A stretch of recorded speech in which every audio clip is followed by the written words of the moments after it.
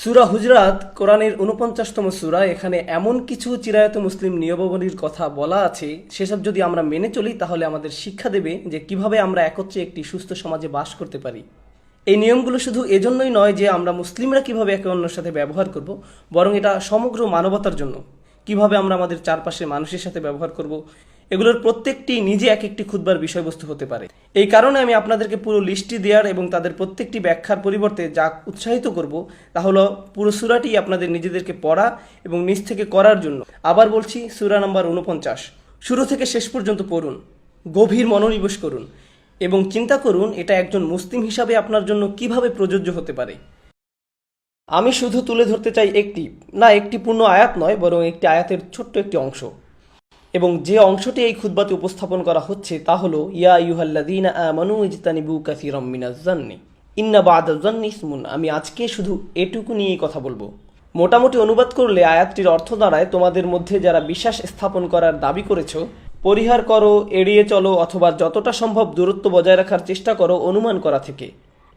ইন্না বা'দাজ-জান্নি ইসমুন।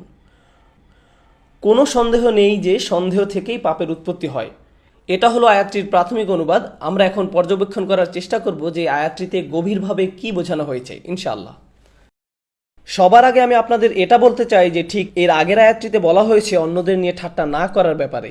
লা ইয়াসখার কওমুম মিন কওম। এটা আপনার বা আমার জন্য ঠিক নয় যে আমরা একদল আরেক দলকে নিয়ে ঠাট্টা করব। আপনারা খেয়াল করলে দেখবেন যে জনপ্রিয় কমেডি শোতে, যেমন ধরুন স্ট্যান্ড আপ কমেডি অথবা কমেডি কার্টুন বা যেসব কমেডি অনুষ্ঠান করা হয়, সেখানে কোনো একটা বিশেষ জাতিকে নিয়ে ঠাট্টা করা হয়।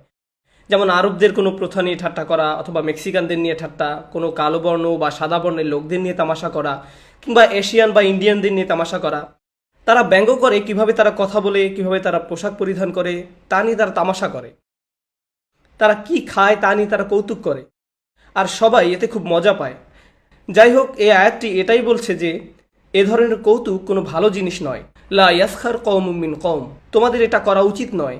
এটা এমন কিছু নয় যা অন্যদের প্রতি আপনার মনে সম্মানবোধ সৃষ্টি করবে সাংস্কৃতিক দিক থেকে, বরং এটা আসলে অসহিষ্ণুতার ধারণা সৃষ্টি করে।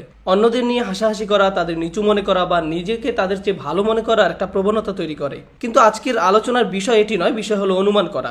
আমি আপনাদেরকে বলতে চাই যে অনুমান আসলে এসেছে এমন ঠাট্টা বিদ্রুপ করা থেকেই। এটা শুরু হয় আমি শুধু মজা করছি, আমি এমনি বলছি, শুধুই ঠাট্টা করছি।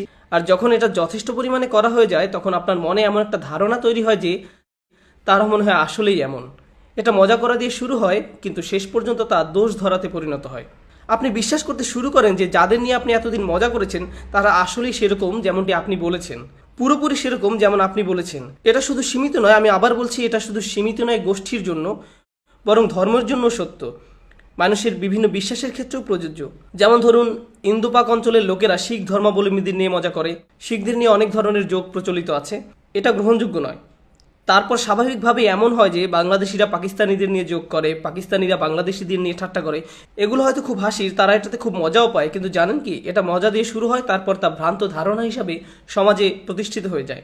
এটা সমাজের কাছে গ্রহণযোগ্য হয়ে যায়, আর এমন অবস্থা হয় যে তারা যতবার এমন যোগ করে তাদের ধারণা ততই মজবুত হতে থাকে। আর যখনই তারা অন্য জাতির কাউকে দেখে, তখন তাদের মনে ওই ব্যক্তি সম্পর্কে যে ধারণা তৈরি হয় সেটিও খুব ভালো ধারণা নয়। কারণ আপনারা কোরআনে কখনোই এমনটি পাবেন না। আর এ কারণেই এই আয়াতটি বিশেষ গুরুত্বপূর্ণ।